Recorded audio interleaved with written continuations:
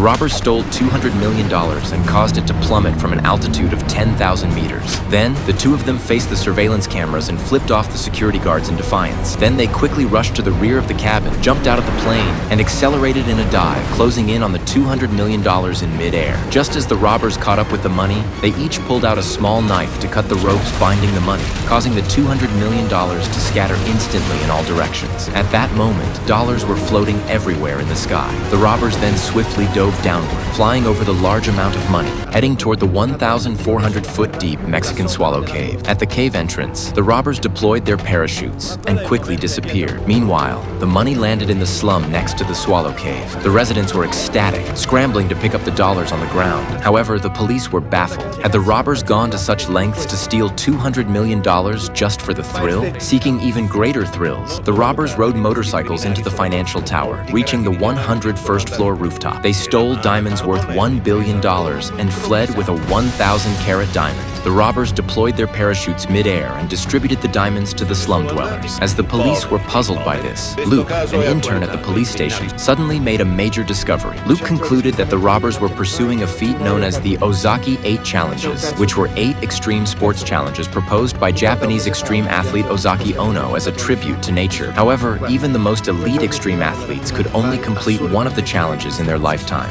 and even Ozaki himself died during the 3rd challenge. The robbers had already completed 3 challenges: the rise of strength in Africa, the birth of heaven on Mount Everest, and the awakening of the earth in Mexico's Swallow Cave. Additionally, after completing each challenge, the robbers successfully stole a large sum of money from the bank and used it to rescue civilians. Later, Luke learned that the Great White Shark Outer Reef was about to face a once-in-a-decade tidal wave. He therefore concluded that the robber would definitely head to the Great White Shark Outer Reef to complete the 4th challenge of Ozaki's 8 trials, the water creatures. Sure enough, on the day Luke arrived at the Great White Shark Outer Reef, they encountered the robbers surfing on the sea. Seeing this, Luke acted decisively, disguising himself as an extreme athlete and riding a surfboard into the waves, chasing the robbers through the 8-foot-high waves.